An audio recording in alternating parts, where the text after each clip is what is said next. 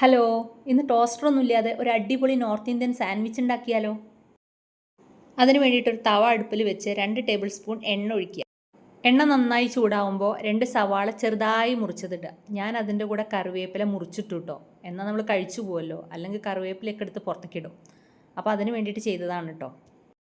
ഇനി അതിലേക്ക് നല്ലോണം ഒരു കുടം വെളുത്തുള്ളി, ഒരു കഷ്ണം ഇഞ്ചി, എരിവിനനുസരിച്ച് പച്ചമുളക്, ഇത് മൂന്നും കൂടി ചതച്ചിട്ട് ഇട്ടിട്ട് നന്നായി ഇളക്കി പച്ചമണം മാറണ വരെ നന്നായി മിക്സ് ചെയ്യുക. ഇനി അതിലേക്ക് 1 ടീസ്പൂൺ മഞ്ഞൾപ്പൊടി, 1 ടീസ്പൂൺ കസൂരി മേത്തി ഒരു ഫ്ലേവറിന് വേണ്ടിയിട്ടാണ് കേട്ടോ ഇടുന്നത്. പിന്നെ 2 തക്കാളി ചെറുതായി മുറിച്ചത്.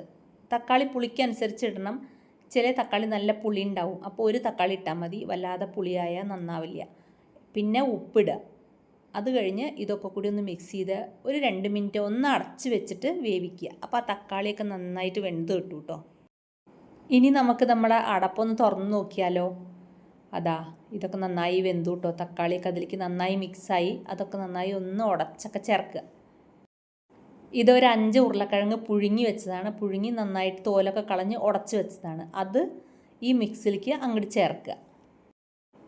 ഇനി ഉരുളക്കിഴങ്ങ് പുഴുങ്ങിയതും ഈ മസാലയും ഒക്കെ കൂടി നന്നായിട്ട് യോജിപ്പിക്കുക. ഇനി അതിലേക്ക് കുറച്ച് നല്ലോണം മല്ലിയില അരിഞ്ഞതിടുക. പിന്നെ ഒരു സവാള എടുത്തിട്ട് ചെറുതായി പൊടിയായി മുറിച്ചിട്ട് അതും കൂടി ഇതിൻ്റെ മുകളിൽ കൂടെ വെതറുക. എന്നിട്ട് പിന്നെയും ഇതുപോലത്തെ നന്നായി മിക്സ് ചെയ്യുക.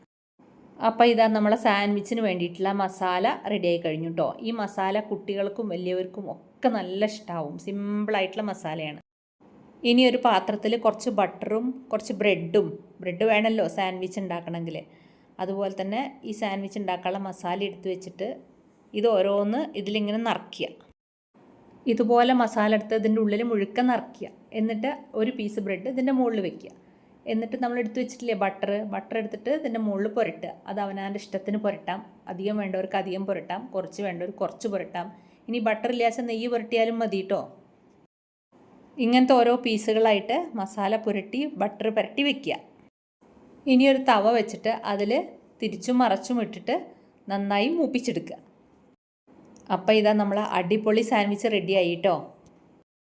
ടോസ്റ്ററൊന്നും ഇല്ലെങ്കിലും നമുക്ക് നല്ല ക്രിസ്പി ആയിട്ട് തന്നെ നമ്മുടെ സാൻഡ്വിച്ച് കിട്ടും കേട്ടോ. കുട്ടികൾക്കൊക്കെ ടിഫിനിലൊക്കെ ഉണ്ടാക്കി കൊടുത്താൽ അവർക്ക് നല്ല ഇഷ്ടമാവും. പിന്നെ കുട്ടികൾക്ക് അതിൻ്റെ കൂടെ കുറച്ച് സോസും കൂടി കൊടുക്കുക വെച്ചാൽ പറയും വേണ്ട അല്ലേ. കുട്ടികൾക്ക് മാത്രമല്ല കേട്ടോ, വലിയവർക്കൊക്കെ ഇഷ്ടമാവും. ബ്രേക്ക്ഫാസ്റ്റായിട്ടും ഡിന്നറായിട്ടുമൊക്കെ നല്ലൊരു സ്നാക്കാണ് കേട്ടോ അത്. അപ്പോൾ നിങ്ങളൊക്കെ ഇതൊക്കെ ഒന്ന് ഉണ്ടാക്കി നോക്കൂ കേട്ടോ. അതുപോലെ തന്നെ ചില്ലി ഫ്ലേക്സിനെ സബ്സ്ക്രൈബും ലൈക്കും ഷെയറും കമൻറ്റും ചെയ്യാൻ കൂടി മറക്കരുത്.